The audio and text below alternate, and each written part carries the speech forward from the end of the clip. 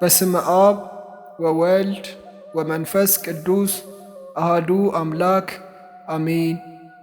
ውድ የልዩ ሶስት ቲዩብ ቤተሰቦቻችን እንኳን በዚህች ዕለት ታስበው ለሚውሉ ቅዱሳን ወርሃዊና ዓመታዊ በዓላቸው በሰላም አደረሳችሁ አደረሰን። የተከበራችሁ የልዑል እግዚአብሔር ቤተሰቦች የእናታችን የቅድስት ድንግል ማርያም የአስራት የአደራ ልጆች የቅዱሳን መላእክት የቅዱሳን ጻድቃን የቅዱሳን ሰማዕታት ወዳጆች በልዑል እግዚአብሔር አምላካችን ፍጹም ሰላምታ እንደምን ቆያችሁ እያልን የዕለቱን ስንክሳር እናሰማለን። መርሃ ግብሩን ላይክ በማድረግ ቤተሰብ ያልሆናችሁ ደግሞ የዘወትር ስንክሳር እንዲደርሳችሁ እንዲሁም ከተለያዩ መንፈሳዊ ፕሮግራሞች እንድትካፈሉ ሰብስክራይብ በማድረግ ቤተሰብ እንድትሆኑ ስንል በትህትና እንጠይቃለን። የዕለቱ ስንክሳር ሐምሌ 30 አንድ አምላክ በሆነ በአብ በወልድ በመንፈስ ቅዱስ ስም ሐምሌ 30 በዚህች ቀን ቅዱሳን የገሊላ ሰዎች መርቆሬዎስና ኤፍሬም በሰማዕትነት አረፉ። እሊህም ከአክሚም ከተማ የመጡ የሚዋደዱ በመንፈስ ቅዱስ ወንድማማቾች በሥጋም ዘመዳሞች ነበሩ። መንፈሳዊ ስምምነትንም ተስማምተው በላይኛው ግብፅ ካሉ ገዳማት በአንዱ ገዳም መነኮሱ። በጾም በጸሎትና በስግደት እየተጋደሉ በገዳሙ ውስጥ 20 ዓመት ያህል ኖሩ። ከዚህም በኋላ ጠላት ሰይጣን በአብያተ ክርስቲያናት ላይ ከአርዮሳውያን ችግርን ባመጣ ጊዜ አርዮሳውያኑ በአርዮሳዊ ንጉሥ ትእዛዝ መሥዋዕትን ሊሰዉ ወደ ኦርቶዶክሳዊት ቤተ ክርስቲያን ውስጥ ገቡ። እኒህ ቅዱሳንም አምላካዊ ቅንዓትን ቀንተው ወደ ቤተ ክርስቲያን ገቡና አርዮሳውያን ያኖሩትን መሥዋዕት በተኑት። እንዲህም አሏቸው፣ በስሉስ ቅዱስ ስም ያልተጠመቀ መሥዋዕትን ያሳርግ ዘንድ አይገባውም። ያን ጊዜም አርዮሳውያን ይዘው ደበደቧቸው፣ ታላቅ ግርፋትንም ገረፏቸው። አጥንቶቻቸውም እስኪሰበሩ ድረስ በምድር ላይ ጥለው ረገጧቸው። ነፍሶቻቸውንም በእግዚአብሔር እጅ ውስጥ ሰጡ። የሰማዕትነትንም አክሊል ተቀበሉ። ምዕመናንም መጥተው ሥጋቸውን ወሰዱ። በአማሩ ልብሶችም ገንዘው በመልካም ቦታ ኖሯቸው። ከእነሱም ለበሽተኞች ታላቅ ፈውስ ሆነ። ለእግዚአብሔር ምስጋና ይሁን። እኛንም በእኒህ ቅዱሳን ጸሎት ይማረን ለዘላለሙ አሜን። በዚህችም ቀን የእስክንድርያ ሊቀ ጳጳሳት የአባ ጢሞቴዎስ የሥጋው ፍልሰት ከምስር በአስቄጥስ ወደ አለ ወደ አባ መቃርስ ገዳም ሆነ።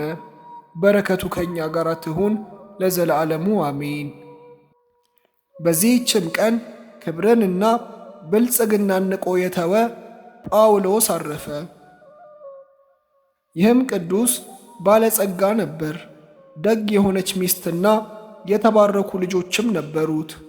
መነኮስ ሊሆን ወደደ።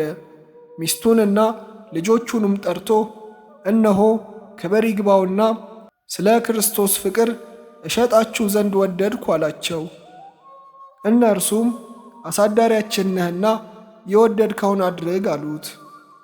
ከዚህም በኋላ ገንዘቡን ሁሉ ወስዶ ለድሆችና ለችግረኞች በተነ። ሚስቱንም ወደ ደናግል ገዳም ወሰዳት። እመምኔቷንም ጠራትና እንዲህ አላት፣ ለገዳምሽ አገልጋይ ትሆን ዘንድ ሚስቴን ልሸጥልሽ እወዳለሁ። እርሷም እሺ አለችው። የመሸጫዋንም ደብዳቤ ጻፈ። የሽያጯን ዋጋ ተቀብሎ ለድሆች ሰጠ። ልጆቹንም ወደ አበምኔቱ ወስዶ እንደ እናታቸው ሸጣቸው። ለአበምኔቱም አሳልፎ ሰጣቸው። ከዚህም በኋላ ወደ ሌላ ቦታ ሄደ። ራሱንም ለገዳሙ አለቃ ሸጠ። አለቃውንም ወደ ቤተ ክርስቲያን ብቼን ልገባ እሻለሁ አለው። በገባም ጊዜ በሩን በላዩ ዘጋ። እጆቹንም ዘርግቶ ቆመ።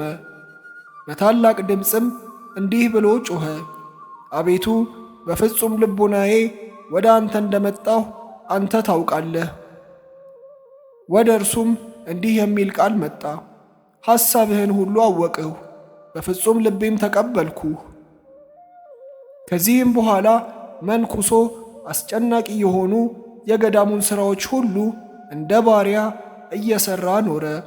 ራሱንም ከሁሉ እጅግ አዋረደ። ነገር ግን ስለ መዋረዱ እግዚአብሔር ከፍ ከፍ አደረገው። ከእርሱም ብዙዎች ድንቆችና ተአምራቶች ተገለጡ። ከዚህም በኋላ በሰላም አረፈ። ለእግዚአብሔር ምስጋና ይሁን፣ እኛንም በጸሎቱ ይማረን ለዘላለሙ አሜን። በዚህችም ቀን የእስራ ልዩ ቤተ ክርስቲያን የከበረችበት ነው። ይኸውም ሱሪያል መልአክ ነው። አማላጅነቱና ረድኤቱ ከእኛ ጋር ይኑር ለዘላለሙ አሜን። በዚህችም ቀን ቅዱስ ሐዋርያ እንድርያስ ተአምራትን አደረገ።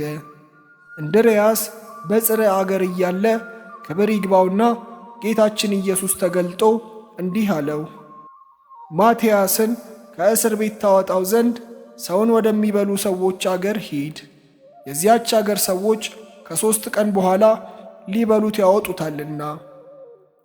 እንድርያስም ጌታችንን እንዲህ አለው፣ የቀረው 3 ቀን ከሆነ እንዴት እደርሳለሁ?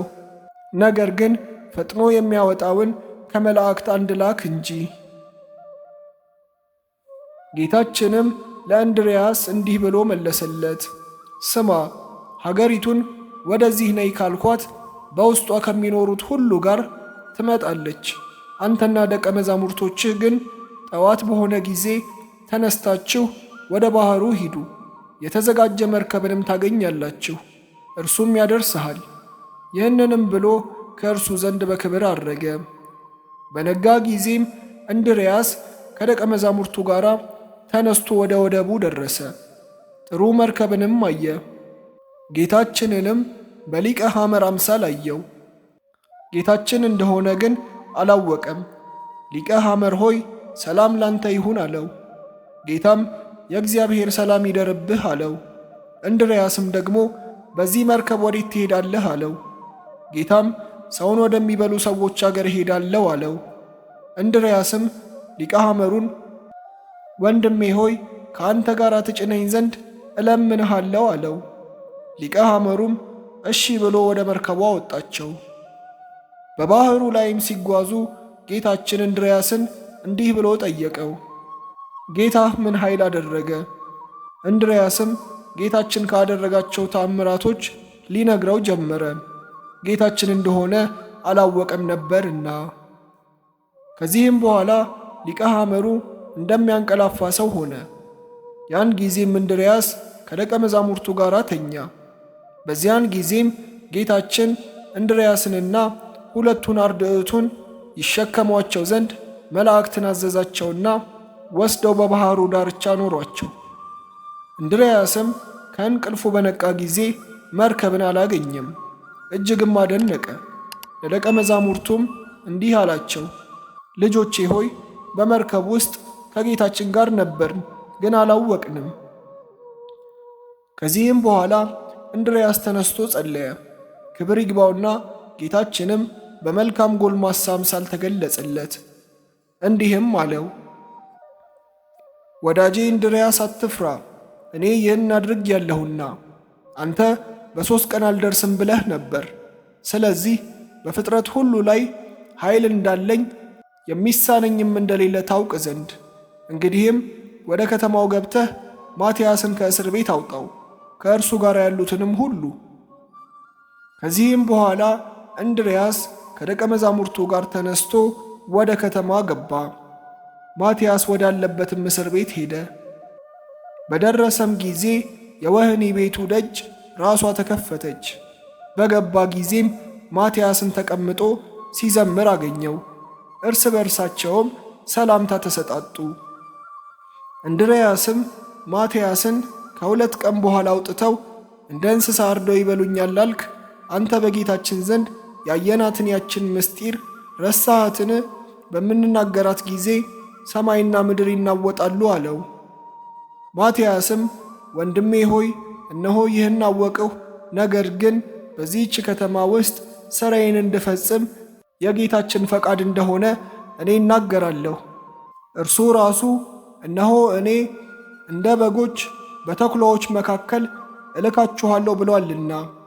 ወደዚህም እስር ቤት በጨመሩኝ ጊዜ ክብር ይግባውና ጌታችንን ጠራሁት። እርሱም 27 ቀን ሲፈጸም ወንድምህ እንድርያስን ወደ አንተ ልከዋለሁ፣ እርሱም ከእስር ቤት ያወጣሃል፣ ከአንተ ጋር ያሉትንም ሁሉ ያወጣቸዋል ብሎ ገለጠልኝ። እነሆም ደርሰሃል፣ የምትሠራውንም አስተውል አለው። እንድርያስም ወደ እስረኞች በተመለከተ ጊዜ እንደ እንስሳ ሳር ሲበሉ አይቶ አዘነ፣ አለቀሰም። ሰይጣንንም ከሰራዊቱ ጋር አሰረው። ከዚህም በኋላ እንድርያስና ማትያስ ተነስተው ወደ እግዚአብሔር ማለዱ፣ እጆቻቸውንም በእስረኞች ሁሉ ላይ ጫኑ። አእምሮአቸውም ተመለሰ። ከከተማውም ውጭ ወጥተው በዚያ በአንድነት እንዲቀመጡ አዘዟቸው። እኒያ ሐዋርያትም የሚሆነውን ያዩ ዘንድ ወጥተው በሀገሩ ጎዳና ዳር ተቀመጡ። የከተማው ሰዎችም እንደ ልማዳቸው የሚበሉትን ከእስረኞች ውስጥ ሊያወጡ መጡ። የእስር ቤቱን ደጅ ክፍት ሆኖ አገኙ፣ እስረኞችም አልነበሩም። ደንግጠውም በእኛ የደረሰብን ምንድን ነው? ወዮልን አሉ።